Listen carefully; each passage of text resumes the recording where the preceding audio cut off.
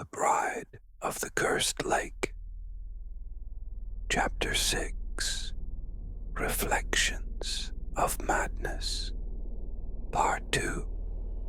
By the time morning dragged itself through the cracks in the curtains, I hadn't slept, not really. Just drifted somewhere between memory and madness, watching shadows shift on the ceiling like silent witnesses. The air was damp and metallic with rain. I dressed without thinking, clutching the worn photographs I'd already held 100 times.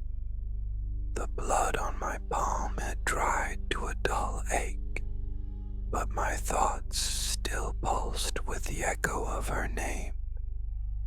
Outside, the streets were waking slowly, unwillingly, as though the village itself resented the day.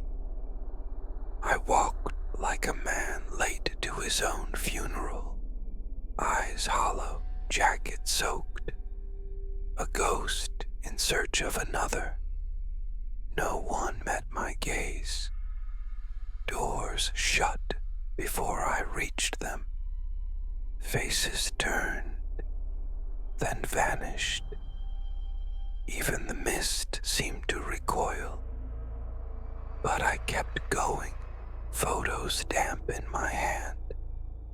Pale shapes began to form in windows and doorways, villagers rousing from the night. They glanced in my direction and turned quickly away, their movements urgent, as if my presence would stain them. It was nothing new.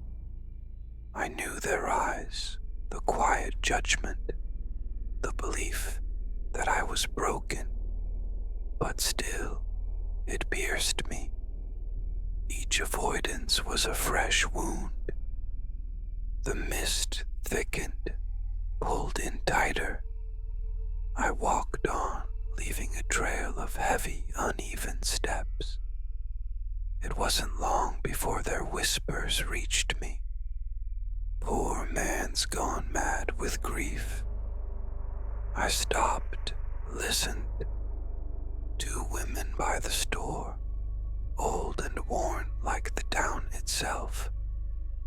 They stood like ghosts, barely more substantial than the mist. "It's the lake," one said, voice cutting through the fog. "It always takes what it wants." They didn't see me at first. Or maybe they did, and I was just another spirit for them to ignore. I moved closer, felt their words coil around me like smoke. When they looked up, their eyes widened with something between pity and fear. They broke off their conversation and hurried past me into the morning that I could not follow. The general store was small and cramped. It held the damp of the night before, a chill that bit deeper than the air outside.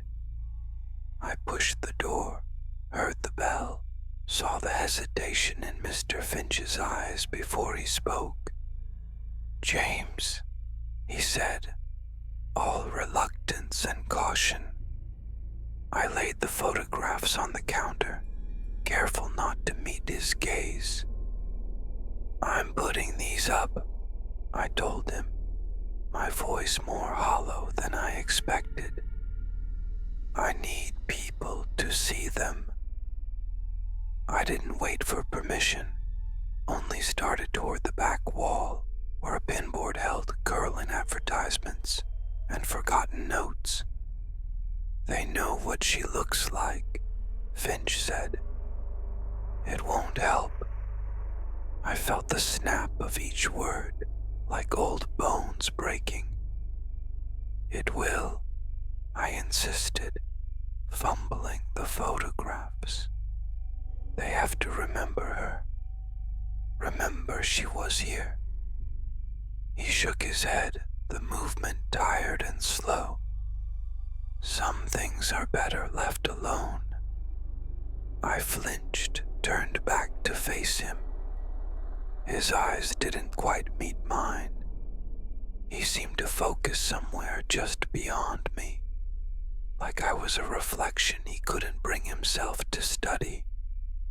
He opened the register, the clatter loud in the quiet space. I gathered up what little I'd bought, felt the weight of it in my arms. Anna wouldn't leave me, I said, more to myself than to Finch. She wouldn't. You don't know that, he replied, almost a whisper. I took the change he offered, felt its chill seep into my skin. As I turned to go, I saw it. A small white feather, delicate and absurd, clinging to the sleeve of my coat. My breath caught in my throat. It was impossible, perfect, a thread pulled from the fabric of my nightmares. I traced its edge with a trembling hand, unsure if it would disappear at my touch. Then I was outside again, the air heavier, colder. The mist swirled around me like a living thing, wrapping me tight.